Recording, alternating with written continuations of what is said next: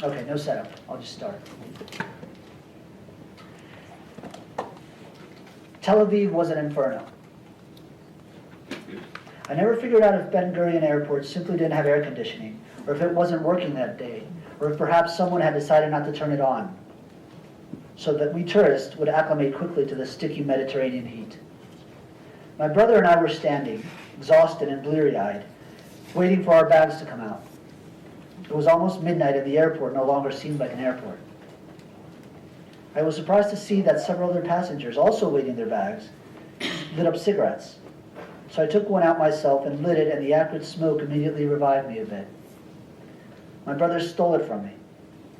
He let out a smoky sigh that conveyed both rage and indignation, and swore under his breath as he wiped his t-shirt sleeve across his forehead. Neither of us wanted to be there, in Tel Aviv, in Israel.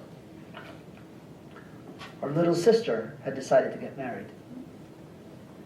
She called us in Guatemala from a payphone to say she'd met an Orthodox Jew from the United States, or actually that the rabbis of her yeshiva had introduced her to an Orthodox Jew from the United States, from New York, from Brooklyn, and that they decided, I never quite understood who, whether the rabbis or the two of them, that they should get married.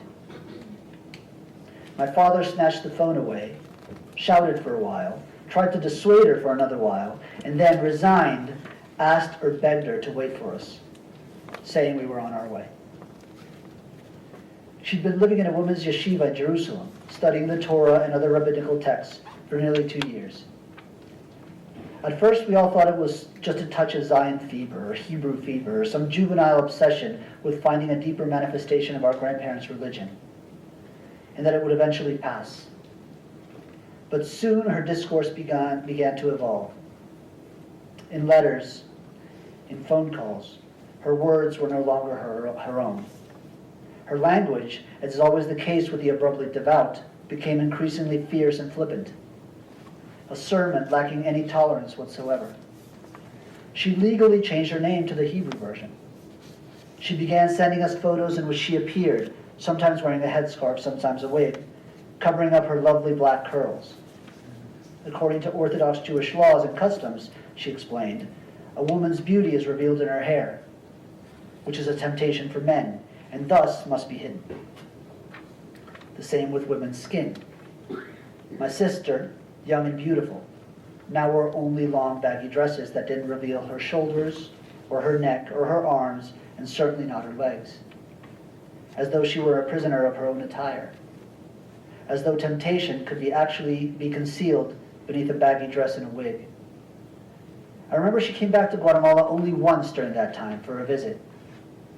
She warned us arrogantly that she could no longer touch any man when she greeted him, that she would prepare her own meals, using 2 sets of dishes she was bringing from Israel, one for dairy and one for meat, that during the 24 hours of the Shabbat, we were forbidden to drive, work, read, flush any toilets but one, or turn on any lights barring those that she had strategically left on since sundown the previous Friday, and that had to remain on until sundown on Saturday.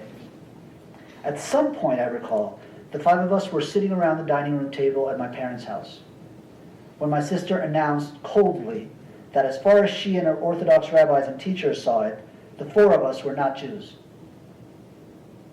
My father yelled once or twice. My mother stood and stormed off in tears. My brother went after her. Well, I replied, at least that's one thing we agree on.